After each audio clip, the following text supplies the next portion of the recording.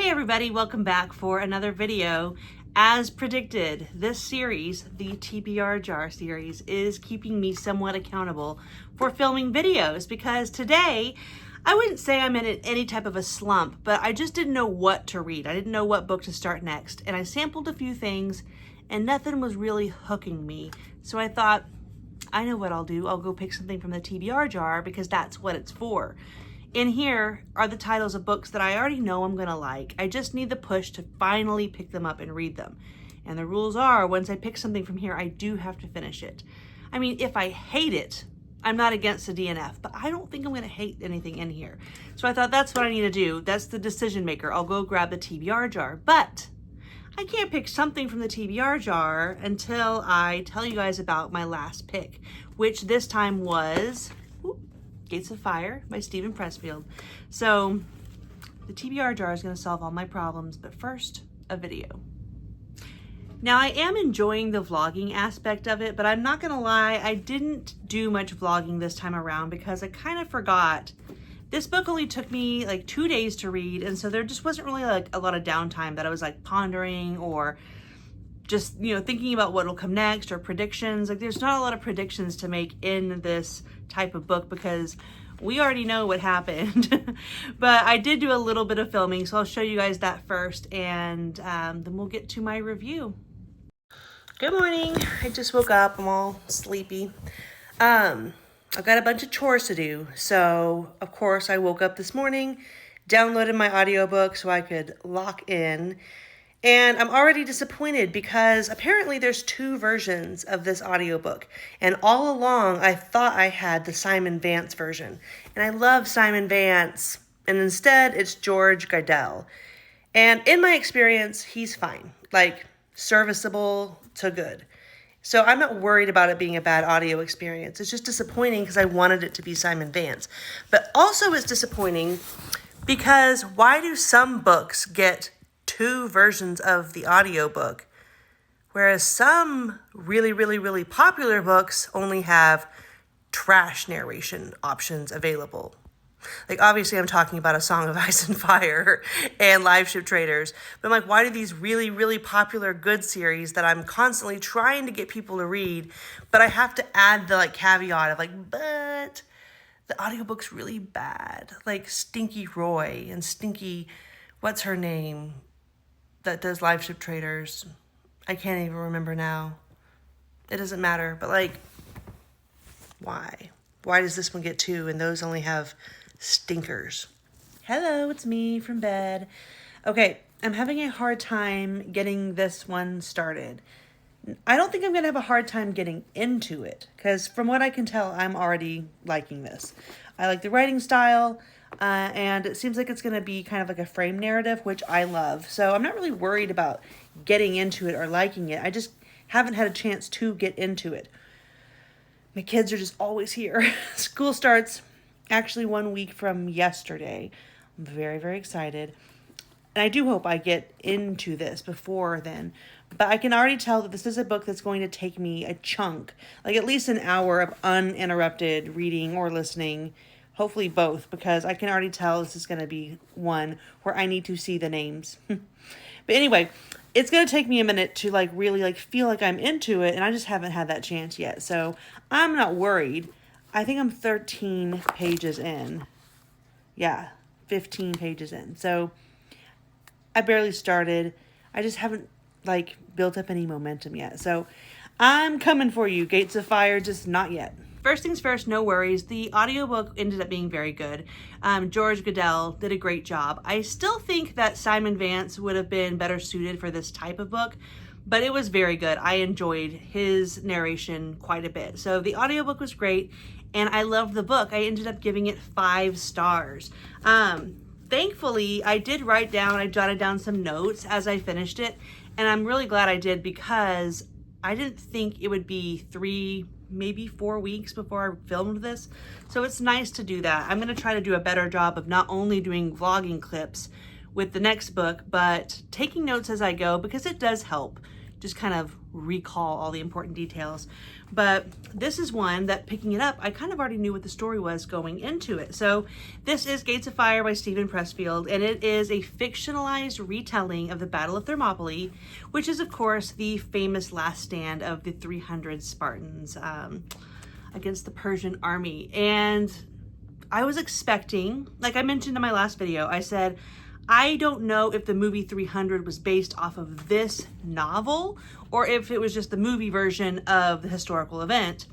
And it turns out that the movie 300 does not have a ton in common with this, other than the fact that they are, of course, both about the same 300 Spartan warriors fighting against the Persian army. So what really surprised me about this is we all know how it ends. Like, spoiler alert for, history, but they all die. All 300 of these Spartan warriors die.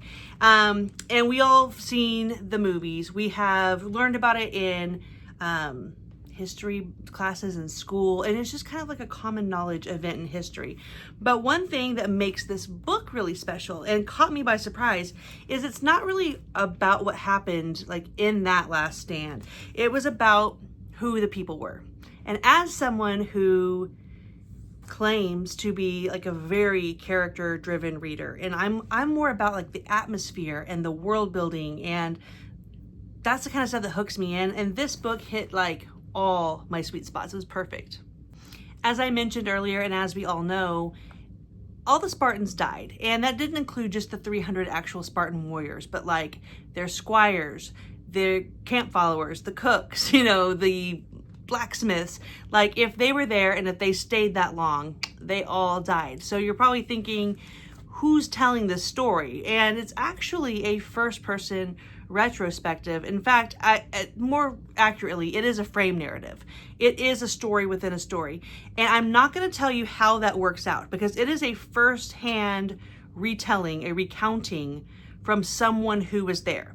So I'm not going to tell you how he manages that little bit of the twist, because that would be a spoiler alert, and I thought that part was really cool. So I'm not going to tell you that, but do know that it is a frame narrative, and the fact that it is somebody who lived this life with the Spartans and was there and is retelling it and offered a really unique but very intimate perspective. And I think really that's what I loved about it, is it surprised me how much slice of life was there. He is telling the story of what it was like to live with the Spartans. The story is told from the perspective of, his name was Zionis. They called him Zio, I think, but it was Zionis, and he was a squire. And it was just fascinating to hear about the entire experience of growing up as a squire to a Spartan soldier and hear his life tale. And it was very, very good. And I just didn't realize how attached to the characters I was going to become, because he is retelling it kind of like a soldier giving report. It's not this big flowery story about the feel-good moments of his life. Like, he's kind of giving report and giving all the details of what had happened and what it was like to be a Spartan. And I just didn't realize I was going to fall in love with so many characters. And when it came to them literally all dying, I didn't know how much it was going to affect me, but it was full of emotional punches. Like I said, surprising amounts of slice of life, and just a lot of really great character connections.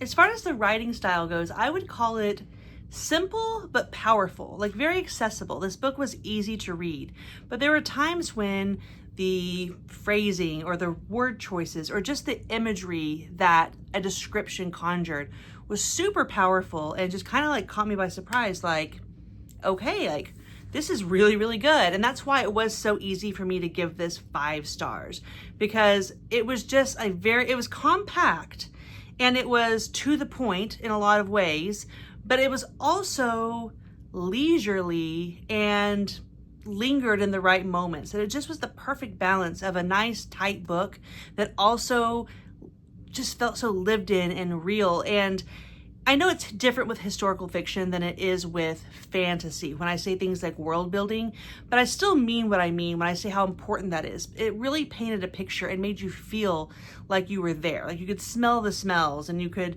feel how tired they were or how gruesome the training was or whatever. He did a great job of just making it feel like you were living the life of these soldiers right along with them. I'm going to look over my notes real quick just because I wrote down like a list of words that came to mind after I read this book because I just didn't expect to get so much out of it. This book was about friendship. It was about food. It was about relationships, betrayals, status, politics, leadership, honor, legacy, and sacrifice. In the end, I think I was just really surprised that this wasn't just a book about a war or a specific battle. The storytelling, the atmosphere, and the emotional depth just really caught me by surprise, and I loved it. And I would recommend this book to honestly pretty much anybody. Like I said, it was accessible, but it was still literary enough that like I was very entertained and impressed. But it was simple enough that I didn't have to constantly be like so dialed in that it was a stressful reading experience. It was fun, but it was also emotional. It was entertaining, but it was also like surprisingly calming. So I thought this book was a home run. I gave it 5 stars and I recommend it. Now, I did say that I was going to be ranking these, and so far this is my 3rd book from the TBR jar. I have my little index cards still, and so I have them on the back of this book.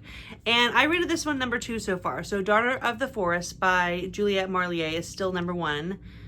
I loved that book, and that's just kind of like a perfect book for me. I'm putting Gates at Fire in number 2, and the reason, I think the main reason it beat out Children of Time is, first of all, historical fiction is just always going to be a bigger draw to me personally.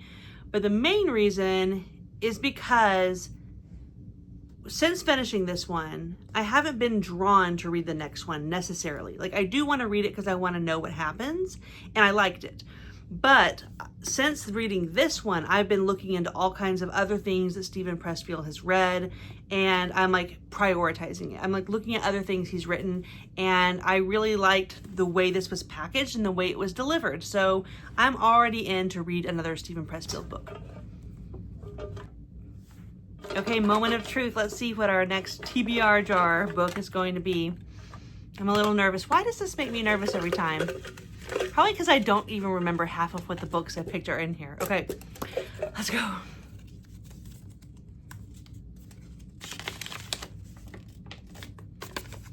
The Grapes of Wrath. Okay, I've never read this. Obviously, it's in here. I've read East of Eden, and I loved it. And I don't know why this one doesn't appeal to me in the same way that East of Eden did on premise, but I've always wanted to read it. And I think I'm going to love it if I just make myself read it. So that's why it's in the jar. So I'm reading The Grapes of Wrath by John Steinbeck. And I think I'm going to start it right away. I've got a book club book that I'm about 30% in. And then I'm about 15% in another one. Like I said today, I couldn't make anything hook. But I can't decide if the one I'm 15% in on, if I'm going to DNF it or if I'm going to keep trying. So either way, this is up next, like the next thing I start. So I'll be back soon to tell you guys all about The Grapes of Wrath and pick another book from the TBR jar.